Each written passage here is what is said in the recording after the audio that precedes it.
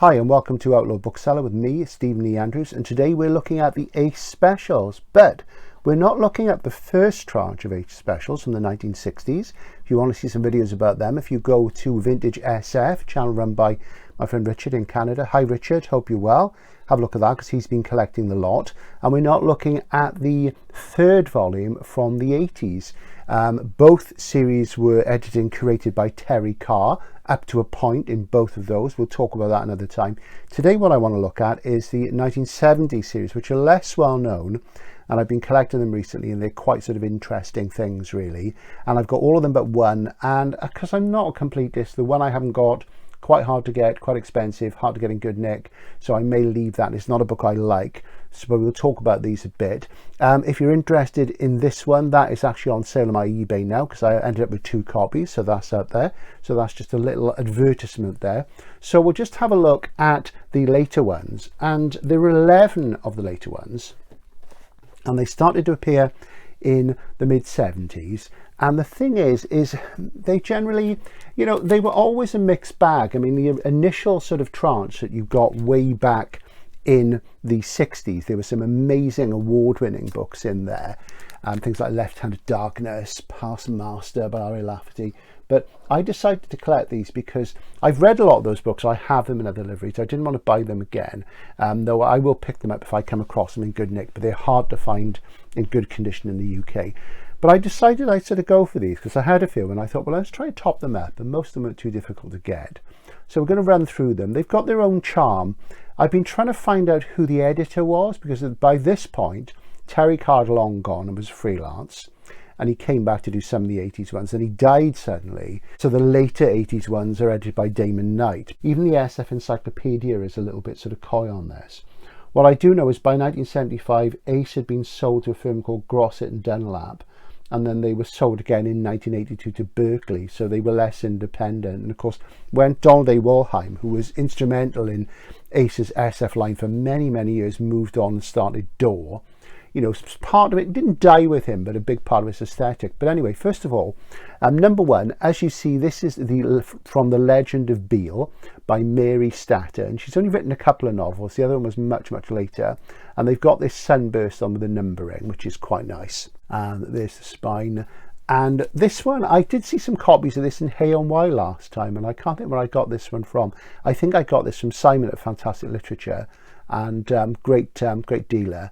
And what can I say about that? Well, she's not very well known. It's about a team of explorers who awaken from cryosleep on a mysterious planet where there was once a civilization, and they gradually find out about somebody who's living there who's a telepath.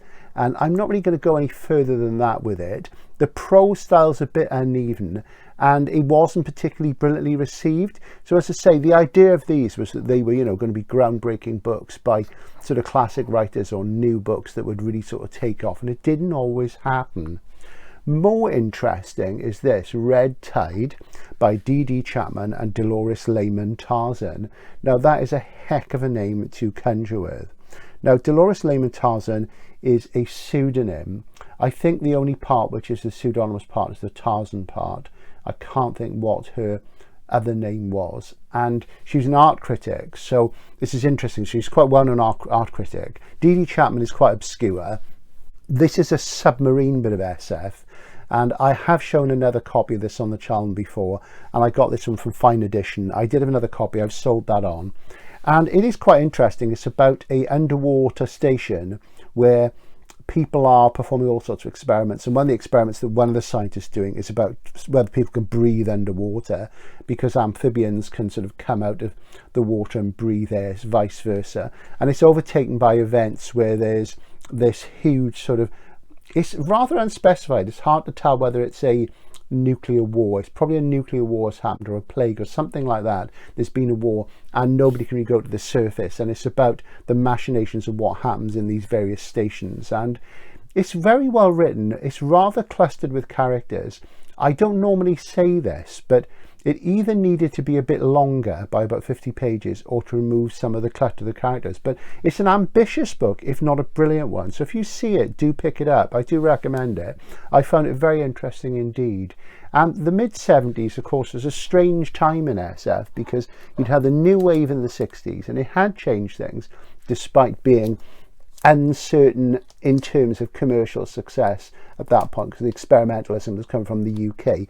But it did sort of shake things up, and when people like Ellison, Delaney, Moorcock, these sort of people started winning lots of big awards, it did get the old guard to stand up and think a bit and think, well, maybe we need to raise our game on the prose style. So it is an interesting time. So I think a lot of publishers were trying different things, and often things would pop up that wouldn't have been published a few years before. So that's part of it. So the new wave and hard SF kind of merged a bit, and it was a transitional phase. So the 60s was a big revolutionary and evolutionary phase, and the 80s was. The 70s, there was lots of great work, but it was a time of sort of consolidation as well in many ways. And these books were in a way part of it. So we'll have a look at a few more things which came through. And there we have Marion Zimmer Bradley's Endless Voyage. And really, what I would say is I was very loath to buy this because Marion Zimmer Bradley is not somebody I'm that mad about. I have read some of her Darkover stuff. And again, to me, I've made comments about Anne McCaffrey. She's very similar. They've got this very sort of, the other stories people-centric. Well, they are kind of character-centric, but they're quite cliched, I think. I think the characters quite cliched, and this sort of romance elements, that the sort of harder SF thing doesn't really come off. And they always have the feel of fantasy, which is an interesting thing. And at some point we must talk on the channel about how there's more of an inclination by female writers to write fantasy or fantastically seeming SF that has more of a sort of more magical feel about it than a scientific one. This is Endless Voyage, but I thought I'd give it a go because I was going to go for the series, and it never tells you much about it, but quite nice. A moving story of explorers cruelly isolated from the rest of mankind, and, you know, going between frontier planets. So that's a little bit Dark Star. So as you see, the numbering on the spine, and very nice little book. And I don't think I got that, but that's in quite good nick as well. I think I got that from Fantastic Literature as well. More importantly, to my way of thinking, is this book, The Invincible by Stanislaw Lem, and I got that from Mike at Fine Edition. Hi Mike. And absolutely beautiful, as you can see. And The Invincible I reviewed about a year ago in my video Stanislaw Lem, The Problem of Knowledge, where I looked at all his First Contact books, or 4 of them. I don't think there's any others. I may be wrong. I mentioned Solaris briefly just because everybody does it, but I did the other 3. This to me was the minor one out of this, and it's about a expedition to another planet, and there are these sort of beings there, but they are almost mechanistic, and it's sort of mechanistic bugs, and it's the Titanic starship that was a symbol of man's dominion over the cosmos, visible proof of his pride and power, challenged by the unknown and hostile powers of an alien planet. You know, so far so conventional, but it is good. You know, it's a good book, but not in the same ballpark as things like Fiasco, which is amazing. I mean, for me, alongside Solaris, Fiasco is just really hardcore. It's really up there. And the incredibly difficult, in some ways, His Master's Voice. But if you like Solaris, you know, you really have to go there and have a go at these books, because, you know, they are important, and you can't just stick to the obvious things. It's the same with Strugatsky's. These people are big oeuvres, you know. So there we go. That's Bradley, which I'm less interested in, but I will read it one day, and maybe I'll overcome my prejudices, and the Lem, which I've read, as I say, in the MIT edition. I'm keeping the MIT one because the MIT ones are really nice. Then we move forward to Growing Up in Tier 3000 by Felix C. Gottschalk, which is number 5. And Challenge the Hellmaker by Walt and Lee Richmond, which is number 6. And you see, I've bagged these. So again, the usual sort of gleam and glow problem. Now, I read the Gottschalk a while ago, and it's an interesting book. He was somebody who was tipped for the top, and this is one of the things that was going to break through and didn't really. And I think the reason why is that it's about super intelligent kids in the future, and they're literally about 4 or 5, but they are super intelligent, but they speak in very flowery tones and very elusive, and it is interesting because it does get across that idea of they're super intelligent, but it is incredibly irritating, I found. and they reminded me of the sort of way people talked in, say, Bloomsbury Group novels.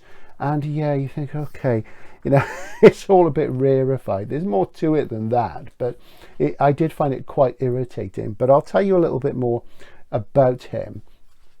He wrote some short stories. The career never really took off, and he was born in I think it was 1929, and he's a psychologist, and he had stuff in New Dimensions. I'm reading the New Dimensions series and reviewing them as I go on at the moment, and I think that's in number 4. I haven't got number 4 yet. And you know, he got a reputation very quickly. The prose style was deemed to be quite interesting, and the stories have a kind of affinity to the novel. So it is a dystopian thing, and there is a lot about how the way the language sort of characterizes the world and invents it. But you know, he wrote some other things which I don't think ever came out. So I think it was commercially, they thought this is going to happen, but it was maybe a little bit too R.A. Lafferty, if you see what I mean. Because there's that interesting thing about the new wave and modernism and things, and there's sort of like what I call sharp modernism, where you get people like Langdon Jones. The English writers tend to be sharp and more austere. I should say English writers. Langdon Jones is Welsh, like me. The British writers tend to be sharp and austere, like Ballard. The American writers are often a little bit more floppy and fabular, a bit like people like Pynchon and Barth, those sort of things. So not entirely successful, but interesting stuff, and very short, which was to its merit. Because if you're going to write that sort of book, I think you've got to sort of do it in a bite-sized thing rather than a huge sort of tome. And that's where some of the American post-war fabulists really dropped down. They really sort of went there too far. So then we have Challenge the Hellmaker by Walt and Lee Richmond, and I got this from Mike at Fine Edition Books, and I love that title. I am a sucker for titles, as we say. So what can we say about them? Well, let's have a look at the back, and as you see, some of these are black, some are blue, and really this is intriguing new novel by a husband and wife team of scientists. So there you go. There were quite a few novels which Lee Richmond wrote, and Walt's input was entirely with her. She wrote solo stories as well, and he died in the late 70s. There's nothing by him which stands alone as a novel, just some bits and pieces. And really, the basic idea of the sort of universe they wrote about was rather like Foundation, but it was about how bureaucracy was keeping young minds from finding new ideas, and it's sort of rather focused on that.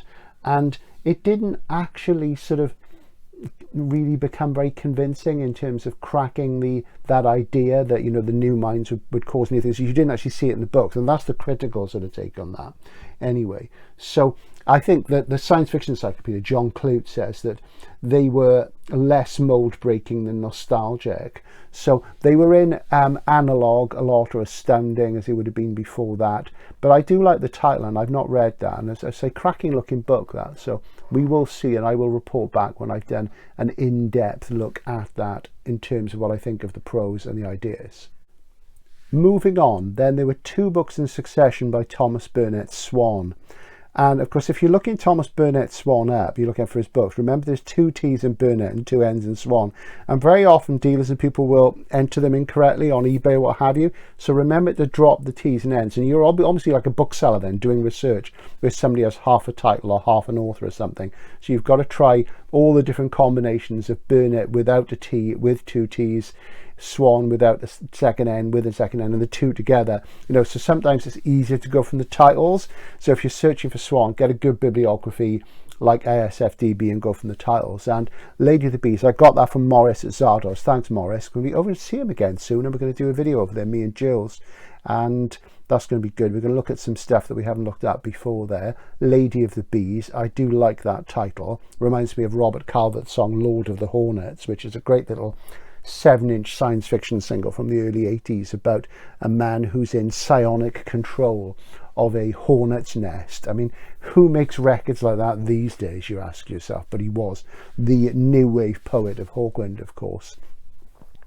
There's also Tournament of the Thorns, which is a very sort of conventional unicorn fantasy type cover there that almost looks like one of the unicorn tapestries that you see from the Middle Ages, and very, very pretty. And of course, these are fantasy novels, and you know, it is interesting. How did they appear in science fiction special?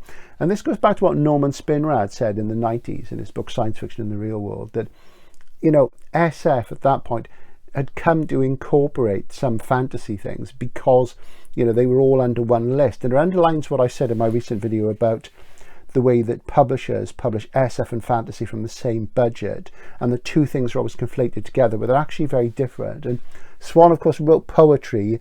He's a prose stylist, and there may well be that there's an imbalance between the prose style and the telling of the story, and the jury's out on that. I know that Matt at Bookbuild found him very frustrating, liked the writing but didn't like him as a novelist as such. So I honestly say I've not read very much, and I need to read more. I do like the writing. I do tend to like the odd bit of very florid and brief fantasy. I like the brevity of these, and brevity I think is an important virtue. It really is in fantasy writing, because you don't get that these days. You just get endless chunky tomes. So yeah, so the series continued with a couple of those. And here we have volumes 9 and 11. That's William Barton, A Plague of Cowards. I have shown that before on the channel. And again, I think I got that from Fine Edition. And this guy's sort of full on, isn't he? This robotic chap. He's number 9. And number 11 is my beloved Chelsea Quinn Yarbrough, Time of the Fourth Horseman. I'll just talk about those a bit. I have read another Barton book. When I was doing my ill-fated 90s TBR, I was reading one of them, and the writing was really good. You know, the writing was good, but for some reason it just didn't grab me at all. This, I think, is his second novel, and you know, he's had quite a long career. He's sort of he must be in his 70s now. His first book was called Hunting on Kundra, and that was in 73. This one's from 76, and you know, they are just straight ahead adventures.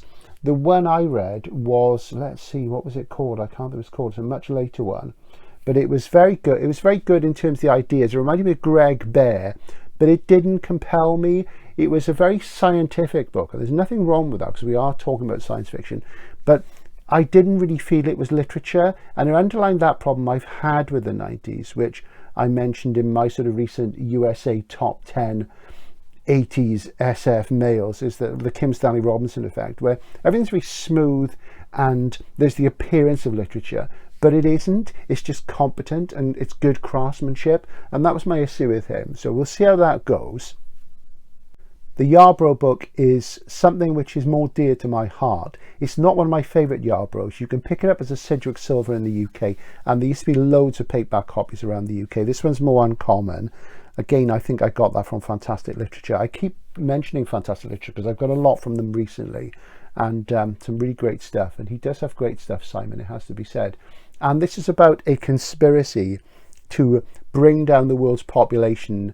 And it's rather written like a medical thriller, the sort of thing Robin Cook would have done. That's not the Robin Cook who was Derek Raymond, the crime and dystopian writer. It's the Robin Cook who writes medical thrillers.